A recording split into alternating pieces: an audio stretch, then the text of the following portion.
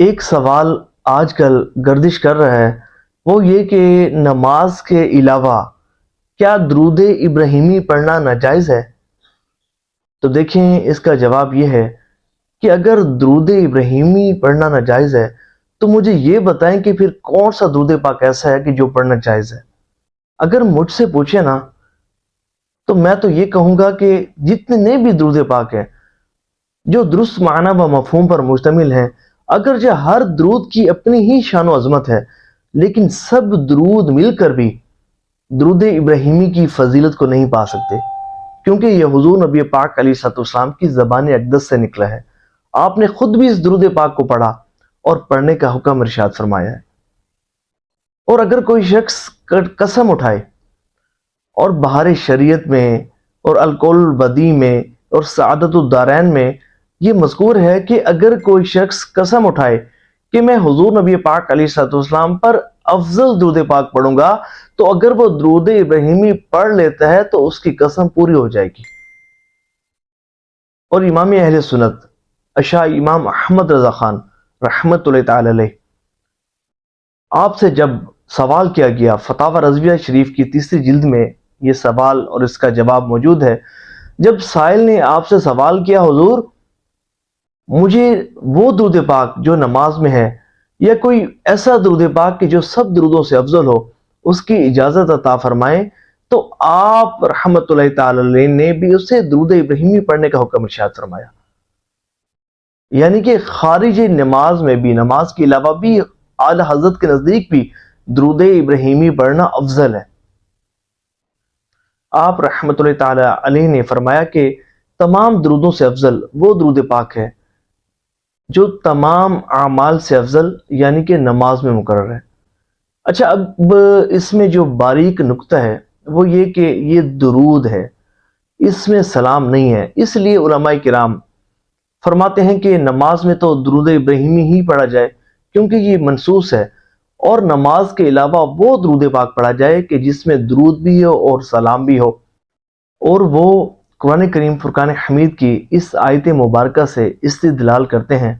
رب کریم فرماتا ہے نا، یا ایھا الذین آمنوا صلوا علیہ وسلموا تسلیما، اے ایمان والو تم بھی ان پر بھیجو درود اور خوب خوب سلام۔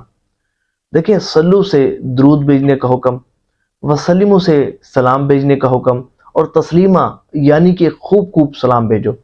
تو اگر کوئی شخص ساری زندگی درود ابراہیمی پڑھتا رہے تو اس کا رب کریم کے صرف ایک حکم پر عمل ہوگا، اور دوسرا جو حکم تاکیدی ہے کہ میرے حبیب پر سلام بھی بھیجو، تو جب وہ درود ابراہیمی کے ساتھ کوئی ایسا صیغہ، درود ابراہیمی کے بعد کوئی ایسا صیغہ پڑھے گا یا کوئی ایسا درود پاک پڑھے گا کہ جس میں درود بھی ہو سلام بھی ہو، تو اللہ تعالیٰ کے احکامات پر اس کا عمل ہو جائے گا، اس کا درود بھی پڑھا جائے گا اور سلام بھی بھیجا جائے گا۔ تو اس میں جو میرا طریقہ وہ یہ ہے کہ میں الحمدللہ جب بھی درود ابراہیمی پڑھتا ہوں تو اس کے بعد یوں عرض کرتا ہوں، السلام علیکہ ایھا النبی ورحمت اللہ وبرکاتہ، اور اس تصور کے ساتھ پڑھتا ہوں کہ حضور نبی پاک علیہ الصلوۃ والسلام میرا پڑھنا سن بھی رہے ہیں اور مجھے دیکھ بھی رہے ہیں۔ یقین مانیے، جب اس تصور کے ساتھ آپ درود پاک پڑھیں گے اور حضور نبی پاک علیہ الصلوۃ والسلام کی مقدس بارگاہ میں سلام عرض کریں گے تو آپ کو وہ برکتیں ملیں گی کہ جس کا آپ تصور بھی نہیں کر سکتے۔ ایک بزرگ گزرے ہیں، حضرت علی بن الوی رحمۃ اللہ تعالی علیہ، آب کوثر میں یہ مذکور ہے۔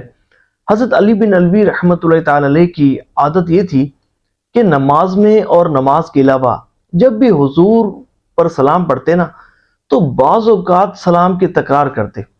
جب بھی حضور کی بارگاہ میں سلام پیش کرتے تو بعض اوقات نماز میں تشہد میں سلام کی تکرار کرتے۔ تو کسی نے پوچھا، حضرت آپ بار بار سلام کی تکرار کیوں کرتے ہیں؟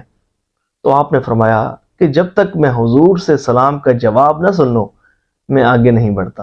اللہ اکبر، اللہ اکبر۔ اے عاشقان رسول، غور کریں، جبھی تو حضرت امام غزالی رحمۃ اللہ تعالی علیہ آپ فرماتے ہیں کہ جب بھی نماز میں تم حضور کی بارگاہ میں سلام عرض کرو تو یہ تصور رکھا کرو کہ گویا کہ حضور نبی پاک علیہ الصلوۃ والسلام تمہارے سامنے رونق افروز ہے۔